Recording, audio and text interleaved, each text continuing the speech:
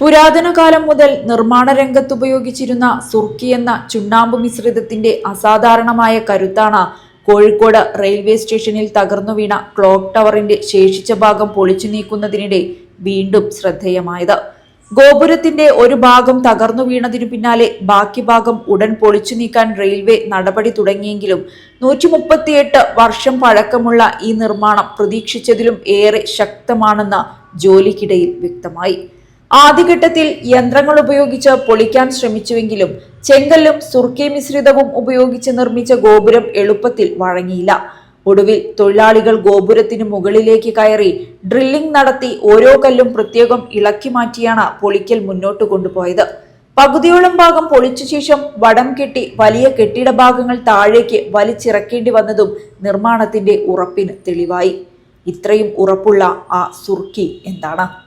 Cement വ്യാപകമായി ഉപയോഗത്തിലാകുന്നതിന് മുൻപ് ഇന്ത്യയിൽ കെട്ടിട നിർമ്മാണത്തിൽ വ്യാപകമായി ഉപയോഗിച്ചിരുന്ന ചുണ്ണാമ്പ് അധിഷ്ഠിത മോർട്ടാറാണ് സുർക്കി.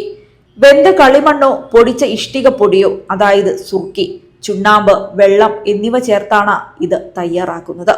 കല്ലുകളെയോ ഇഷ്ടികകളെയോ തമ്മിൽ ഉറപ്പിച്ച് ബന്ധിപ്പിക്കാൻ ഉപയോഗിക്കുന്ന മോർട്ടാറിൽ മണലിനു പകരം സുർക്കി ചേർക്കുന്നത് ചെലവ് കുറയ്ക്കുന്നതിനൊപ്പം കൂടുതൽ ബലവും ദീർഘായുസ്സും ജലപ്രതിരോധ ശേഷിയും നൽകുമെന്ന് നിർമ്മാണ വിദഗ്ധർ പറയുന്നു.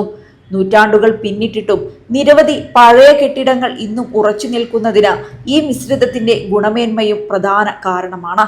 എന്നാൽ ഇത്രയും കാലം കേടുപാടുകളില്ലാതെ നിലനിന്ന ഗോപുരം തകർന്നു വീഴാൻ റെയിൽവേ സ്റ്റേഷന്റെ ഇരുവശങ്ങളിലും സ്റ്റേഷൻ പുനർവികസന പദ്ധതിയുടെ ഭാഗമായി നടന്ന പൈലിംഗ് ജോലികളിൽ നിന്നുണ്ടായ പ്രകമ്പനങ്ങൾ കാരണമായിരിക്കാമെന്നാണ് പ്രാഥമിക നിഗമനം. ഇതു സംബന്ധിച്ച റെയിൽവേ അന്വേഷണം ആരംഭിച്ചിട്ടുണ്ട്. ദിവസേന ആയിരക്കണക്കിന് യാത്രക്കാർ ഉപയോഗിക്കുന്ന രണ്ടാം പ്ലാറ്റ്ഫോമിലേക്കാണ് സ്റ്റേഷന്റെ മുഖമുദ്രയായിരുന്ന ക്ലോക്ക് ടവർ തകർന്നു വീണത്. വലിയ ജനക്കൂട്ടമില്ലാതിരുന്ന സമയത്താണ് അപകടമുണ്ടായതെന്നതിനാൽ വൻ ദുരന്തമൊഴിവായതായി സ്ഥലം സന്ദർശിച്ച MK രാഘവൻ MP ചൂണ്ടിക്കാട്ടി. ക്ലോക്ക് ടവർ തകർന്ന് വീണതിനെ സംബന്ധിച്ചുള്ള ഉന്നതതല അന്വേഷണം വേണമെന്ന് റെയിൽവേ മന്ത്രിയോട് മിനിഞ്ഞാന്ന് തന്നെ ഫോണിൽ സംസാരിച്ച് ആവശ്യപ്പെട്ട് കഴിഞ്ഞിരിക്കുന്നു. ആ ഒരു സംഭവം നടക്കുമ്പോൾ നമ്മുടെ ഒരു മഹാഭാഗ്യം എന്ന് പറയുന്നത് ആളപായം ഉണ്ടായില്ല എന്നുള്ളതാണ്. അത് ഒരിക്കലും നമുക്ക് ചിന്തിക്കാൻ കഴിയാത്ത, കാരണം ഒരു ദിവസം 70,000 പേര് വന്നു പോകുന്ന സ്റ്റേഷനാണ്. അങ്ങനെ വന്നു പോകുന്ന സ്റ്റേഷനിൽ അങ്ങനെ ആളപായം ഇല്ല എന്ന് പറയുന്നത് നമുക്ക് സത്യം പറഞ്ഞാൽ അതൊരു വലിയൊരു പുണ്യമായി ഞാൻ കാണുകയാണ്. അതല്ലെങ്കിൽ നമുക്ക് ഇതല്ല സിറ്റുവേഷൻ ഉണ്ടാവുക. ക്ലോക്ക് ടവർ തകർന്ന് വീണ കാര്യങ്ങളെക്കുറിച്ച് തന്നെ മാസങ്ങൾക്ക് മുമ്പ് തീരുമാനമെടുത്താണ് ഇത് പൊളിച്ചു മാറ്റാൻ വേണ്ടി. പക്ഷേ എന്തുകൊണ്ട് നടന്നില്ല? എന്താണ് ഉദാസീനത? അതിലൊരു കാര്യം എനിക്ക് സൂചിപ്പിക്കാനുള്ളത്, ഇപ്പോൾ 27 ഓഗസ്റ്റിലാണ് ഈ റീഡെവലപ്മെൻറ്റ് കൺസ്ട്രക്ഷൻ പൂർത്തിയാക്കി റെയിൽവേ ഏൽപ്പിക്കേണ്ടത്.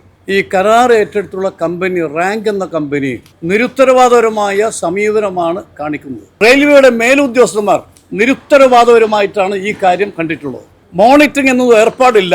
DRM ആണെങ്കിലും DCM ആണെങ്കിലും GM ആണെങ്കിലും അവരെ സംബന്ധിച്ച് ഒരു ഉത്തരവാദിത്വം കാണിച്ചില്ല. അതിന്റെ ഫലമാണ് ഈ ക്ലോക്ക് ടവർ തകരാൻ കാരണമെന്ന് ഞാൻ വിശ്വസിക്കുന്നു. ക്ലോക്ക് ടവർ തകർന്നു വീണ സംഭവത്തിൽ റെയിൽവേ അന്വേഷണ സമിതിയെ നിയോഗിച്ചിട്ടുണ്ട്. ടവറിന്റെ ശേഷിക്കുന്ന ഭാഗങ്ങൾ 2 ദിവസത്തിനകം പൂർണ്ണമായി പൊളിച്ചു നീക്കാനാണ് ലക്ഷ്യമിടുന്നത്. 2-3 പ്ലാറ്റ്ഫോമുകൾ ഭാഗികമായി അടച്ചിട്ടാണ് ജോലികൾ പുരോഗമിക്കുന്നത്. പൊളിച്ചു മാറ്റുന്ന അവശിഷ്ടങ്ങൾ റെയിൽവേയുടെ യൂട്ടിലിറ്റി മെഷീൻ ഉപയോഗിച്ച് ട്രക്കുകളിൽ കയറ്റി മാറ്റുന്ന നടപടികളും തുടരുന്നു. 1-ാം പ്ലാറ്റ്ഫോമിലൂടെ ട്രെയിനുകൾ കടന്നു പോകുന്ന സമയങ്ങളിൽ സുരക്ഷ മുൻനിർത്തി പൊളിക്കൽ താൽക്കാലികമായി നിർത്തിവെച്ച ശേഷമാണ് വീണ്ടും ജോലികൾ ആരംഭിക്കുന്നത്. ബ്രിട്ടീഷ് ഭരണകാലത്ത് നിർമ്മിച്ച കെട്ടിടമായതിനാൽ അതിന്റെ ഉറപ്പും നിർമ്മാണ രീതിയും കാരണം പൊളിക്കൽ ഏറെ ശ്രമകരമാണെന്നാണ് റെയിൽവേ അധികൃതർ വ്യക്തമാക്കിയത്. നൂറ്റാണ്ടിലേറെ പഴക്കമുള്ള ഗോപുരം ഒടുവിൽ നിലംപൊത്തിയെങ്കിലും അതിനെ പൊളിക്കാൻ റെയിൽവേയെ വിയർപ്പിച്ചത് സുർക്കിയുടെ കരുത്തു തന്നെയാണ്.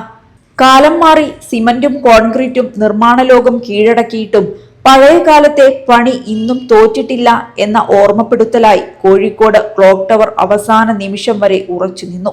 ഒടുവിൽ ഗോപുരം വീണുവെങ്കിലും അതിന്റെ കരുത്തിന്റെ കഥയാണ് ഇന്ന് ചർച്ചയാകുന്നത്.